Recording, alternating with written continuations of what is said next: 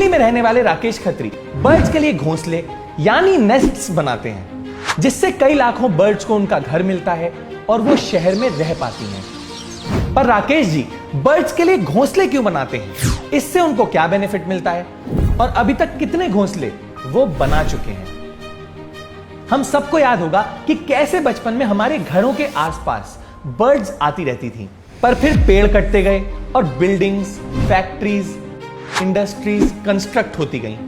और क्योंकि बर्ड्स अपना घोंसला ज्यादातर पेड़ पे ही बनाती हैं, तो बर्ड्स सिटीज से विलेजेस की तरफ जाके बसने लगी। हम सब ने इस प्रॉब्लम को नोटिस किया, पर राकेश जी ने इस प्रॉब्लम को सिर्फ नोटिस ही नहीं किया, बल्कि इस प्रॉब्लम को सॉल्व करने की रिस्पॉन्सिबिलिटी उठाई। मेरा बचपन पुरानी दिल्ली की गलियों में बीता। मकानों के अंदर खूब झरोकेदार मकान होते थे, हवा के आने जाने के लिए छोटे छोटे रोशनदान भी होते थे, जिनसे अच्छे अच्छे बर्ड्स अंदर आके अपने घोंसले बनाया करते थे। पंखों के जो कोठर होते हैं उसमें और स्विच बोर्डों के अंदर घर बनाया करती थी। तो मेरे घर के बड़े बूढ़ों की पहली इंस्ट्रक्शन यही होती थी कि पंखा ज्यादा नहीं चलाओगे, अगर चिड़िया कट गई तो तुम्हारे कान काट दिए जाएंगे। और तब से ही राकेश जी ध्यान देने लगे कि उनकी वजह से किसी भी चिड़िया को कोई भी नुकसान ना पहुंचे। पर फिर जब राकेश जी पुरानी दिल्ली से अशोक विहार जाके शिफ्ट हो गए, तो उन्हें एक बहुत बड़ा चेंज एक्सेप्ट करना पड़ा। अशोक विहार में जहाँ हम पहुंचे तो हमने धीरे धीरे देखा डेवलपमेंट इतनी तेजी से शुरू हो गई थी, पेड़ कटते जा रहे हैं, मकान बनते चले जा रहे थे और चिड़िया दिखनी बिल्कुल बंद हो गई थी। मकानों में कोई भी ऐसी जगह नहीं होती थी जहाँ चिड़िया अपना घर बनाए। अब क्योंकि राकेश जी का जुड़ाव बचपन से ही चिड़ियाओं के साथ काफी था, तो उन्होंने डिसाइड किया कि वो बर्ड्स को वापस बुलाने के लिए खुद अपने हाथों से घोंसले बनाएंगे।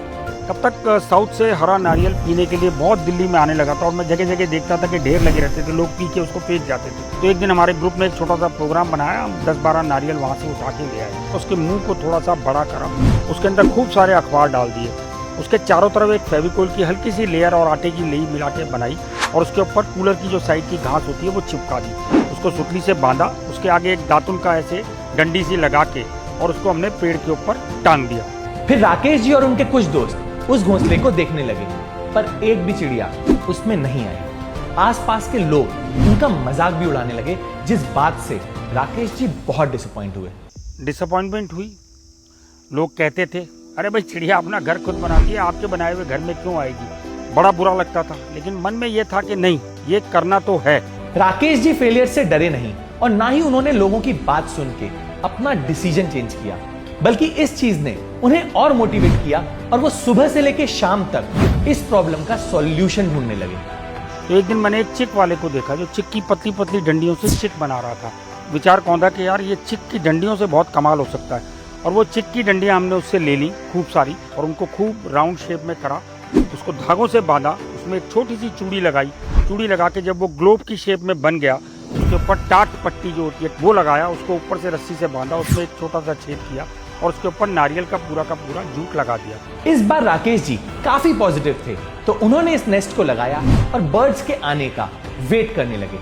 पहले दिन कोई नहीं आया, दूसरे दिन भी कोई नहीं आया, तीसरे दिन भी कोई नहीं आया, पर चौथे दिन फाइनली उसमें एक चिड़िया आई और उसने इस घर को अडॉप्ट किया।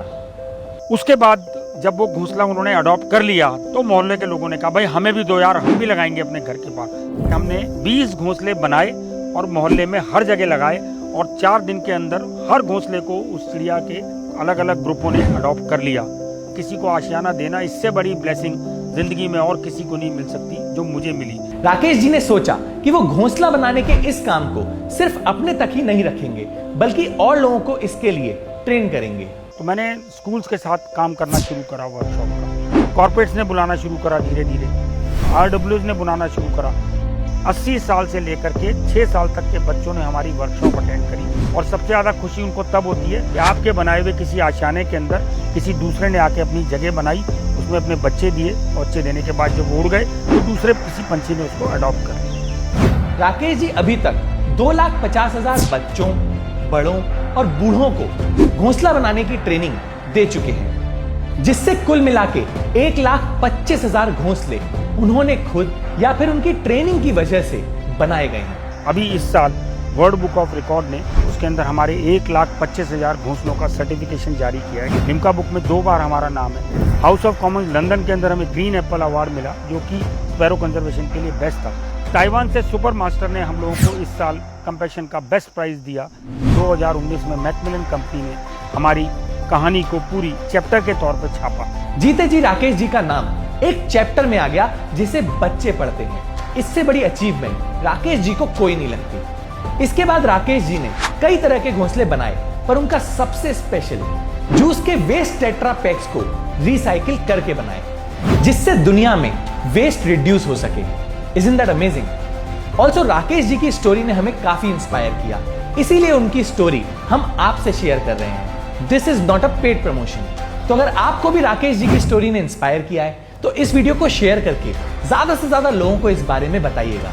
ऑल्सो अगर आपको राकेश जी से कांटेक्ट करना है तो आप उनसे इस ईमेल आईडी पे कांटेक्ट कर सकते हैं। That's it for this video. See you next Wednesday. हम ऐसे ही एनवायरमेंट अवेयरनेस पे फिल्म्स बनाते हैं, तो अगर आप एनवायरमेंट को लेकर थोड़ा सा भी सीरियस हैं और उसे सेव करना चाहते हैं तो आप इकोफ्रीक्स नाम के फेसबुक ग्रुप को ज्वाइन कर सकते हैं। इसमें हम ऐसे लोगों की कम्युनिटी बनाना चाहते हैं जो एनवायरमेंट के बेटरमेंट के लिए कुछ कर रहे हो। तो अगर आप किसी ऐसे को जानते हैं या आप खुद कुछ ऐसा कर रहे हैं तो आप इस ग्रुप में जाके पोस्ट कर सकते हैं, सो दैट और लोगों को इसके बारे में पता चले। लिंक डिस्क्रिप्शन में मेंशन है। Thank you and take care.